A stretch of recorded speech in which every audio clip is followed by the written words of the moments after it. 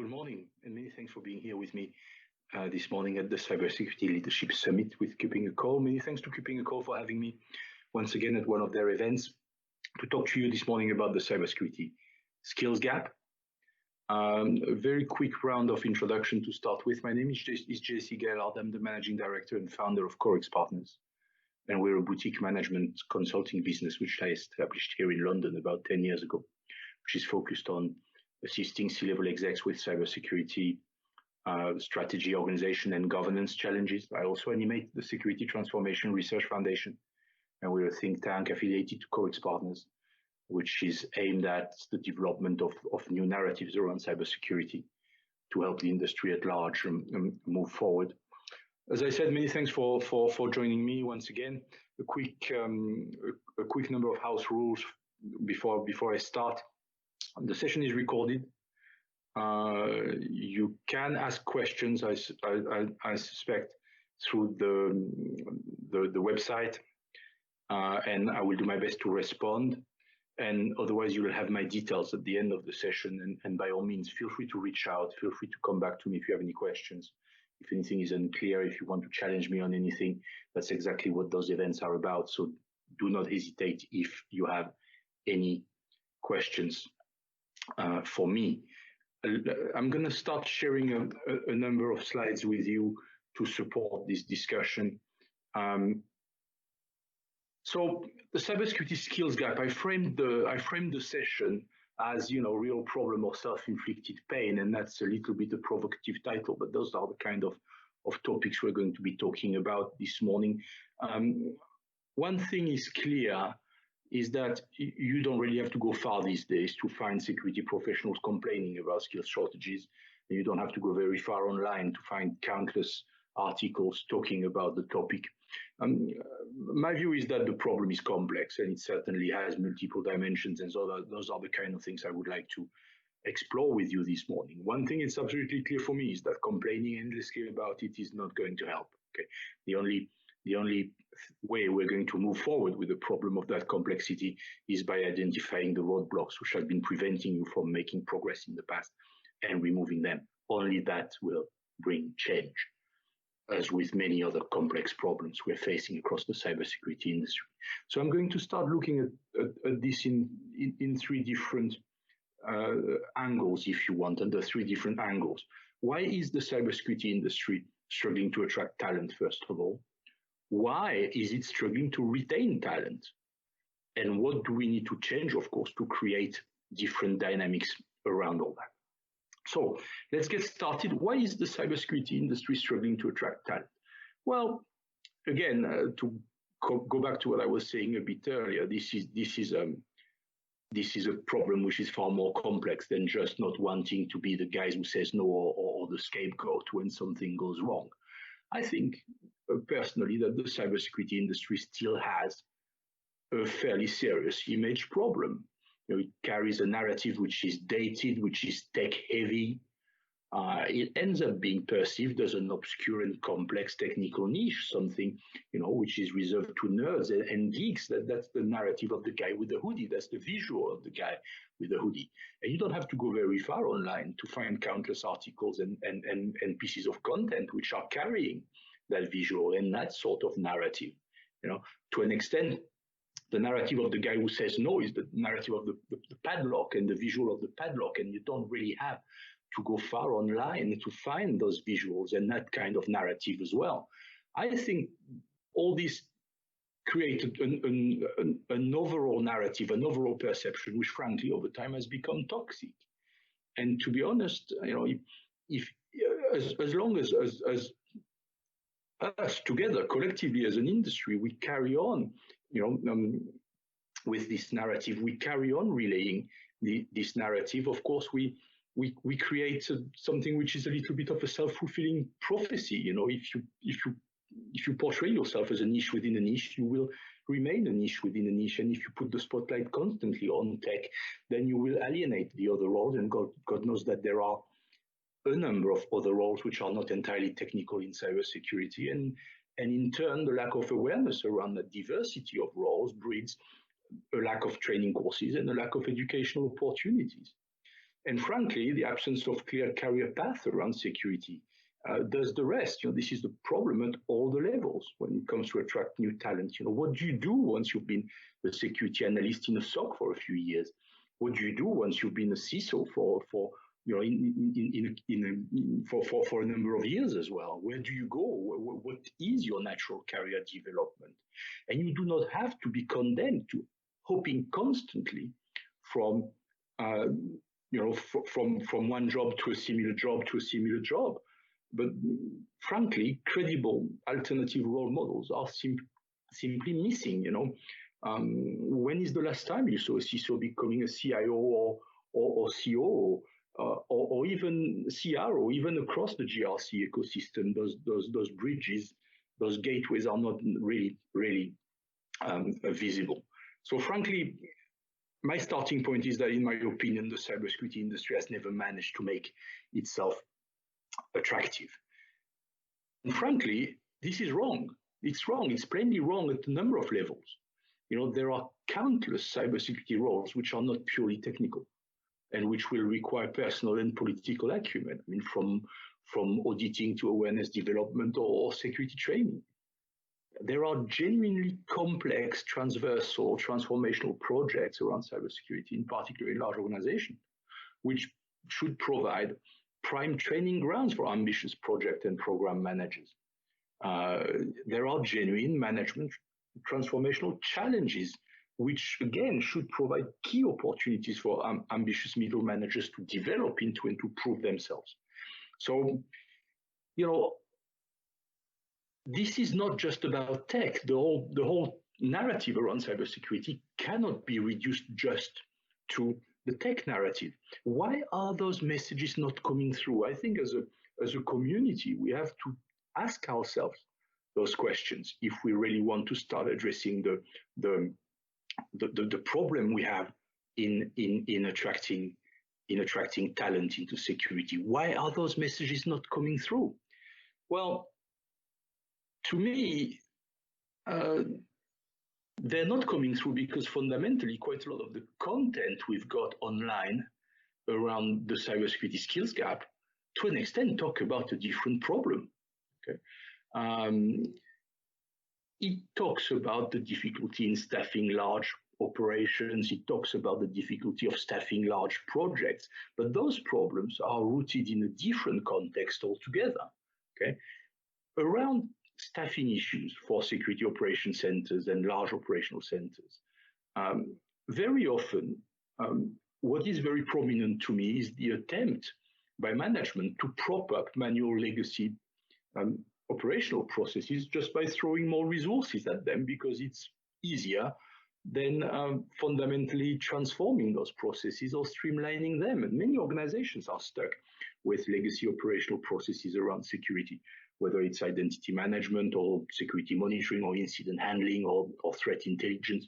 Many organizations, large organizations, are saddled with operational processes which are mostly manual, labor-intensive, very repetitive, built around countless tools. I mean, there's a survey from Cisco released at the beginning of the year, which shows that on average, large organizations use 20 different security technologies. This is just crazy. Okay? And indeed, it is very hard to attract young professionals in jobs which ultimately are manual, repetitive, and frankly, boring for many of them. So that's one side of the problem I see very often when I hear people complaining that they don't find the resources they need. Another side of the coin, if you want, is that many organizations, when they find themselves in a situation where their maturity level is too low, when they come out, on the other side of an incident or a near miss, they try to change everything at the same time, or at least they want to try to change everything at the same time.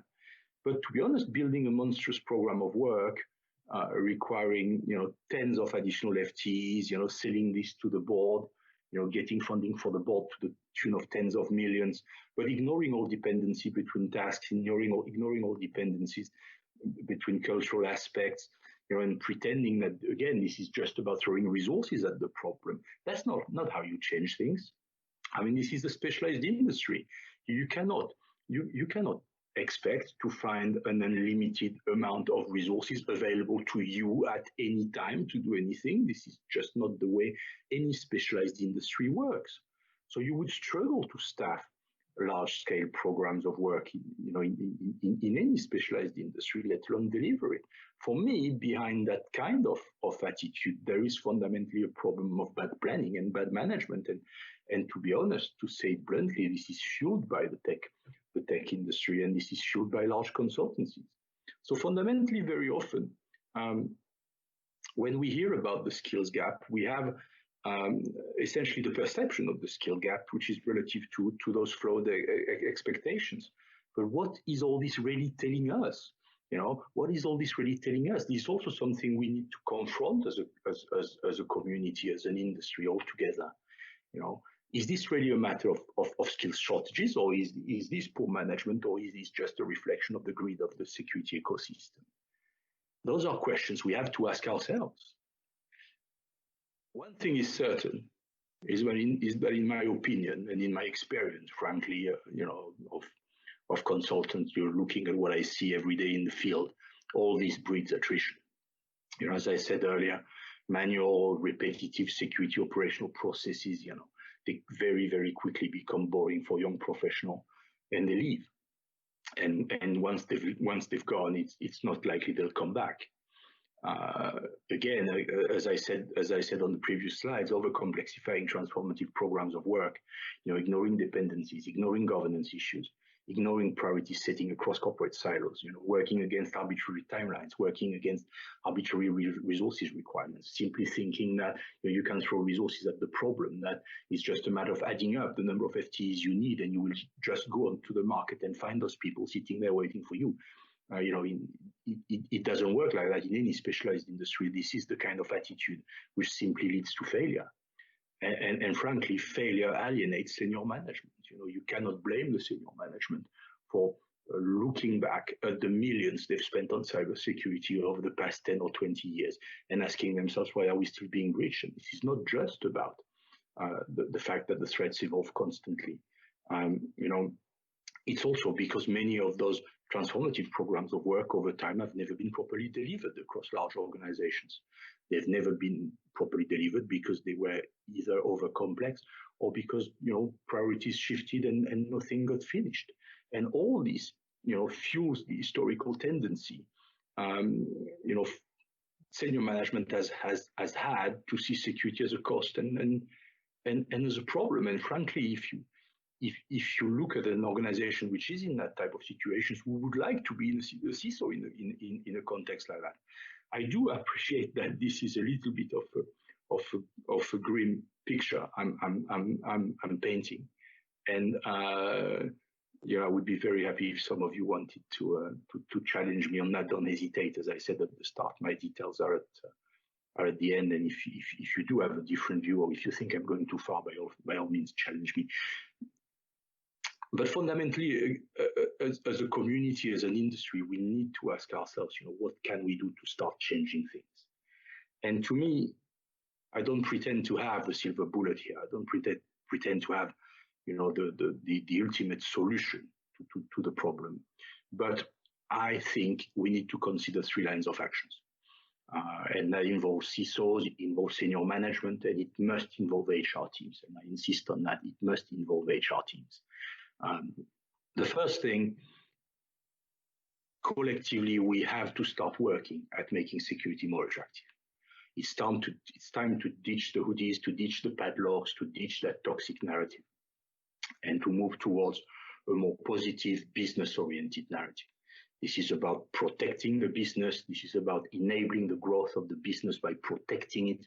We need to rebuild the narrative, which is business-centric and not tech-centric, and which is positive, and a narrative which showcases the diversity of roles and their transversal nature, looking beyond tech. Okay, and I think this is very much the crux of the matter. That's where I started this presentation, and I want to insist on it even more now. This is really by changing that sort of narrative that we will attract more talent and a greater diversity of talent. into the security industry. Second, and this is probably more aimed at CISOs, I would say, it's absolutely key to create a more stimulating entry level for young professionals. As I said, if they find the jobs boring, they will leave and they won't come back. So CISOs have to look back at those legacy operational processes. They have to look back at the role of the security analyst. They have to declutter their cybersecurity estates and have to start thinking about automating processes more intelligently, to cut on manual processing and to allow possibly a smaller number of analysts to work more efficiently and to bring more value into what they do. And all that would create a more stimulating, a less boring environment for them to fit in and to develop within. Okay? Manual work, cutting and pasting across countless tools into Excel, this is not something any young professional is going to find very attractive for very long. So I really think CISOs have to look back at some of their operational processes and try to reshape them, to streamline them, to create a more stimulating entry level for young professionals. And finally, and I think that last point is more aimed at HR people and at senior execs. It's time to start building up role models, showcasing genuine career path across the security industry, showcasing real, meaningful, credible bridges across cybersecurity roles and other roles. And to me, that has to work primarily across the broader GRC spectrum to start with, but there is absolutely no reason why it would be limited to just that spectrum. Ideally, we should be able to showcase those type of career paths across the entire management spectrum. And to HR people in particular and to senior exec, I say, please think outside the box, look beyond tech. There is absolutely no reason why the CISO would not come from a business role. It's time to start breaking that dynamic and to start to try to look truly at alternative ways of staffing security management roles. All that, to me, needs to be combined to start building a new narrative at all the levels, a narrative which is positive, as I said, which is business-centric and not so much tech-centric.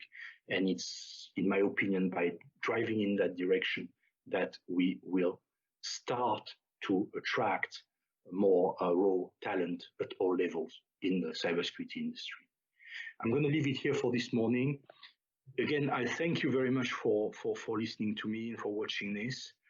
Many thanks to KuppingerCole, of course, once again for having me. As I said repeatedly throughout and at the start, please be in touch to discuss further. You've got my details on the screen.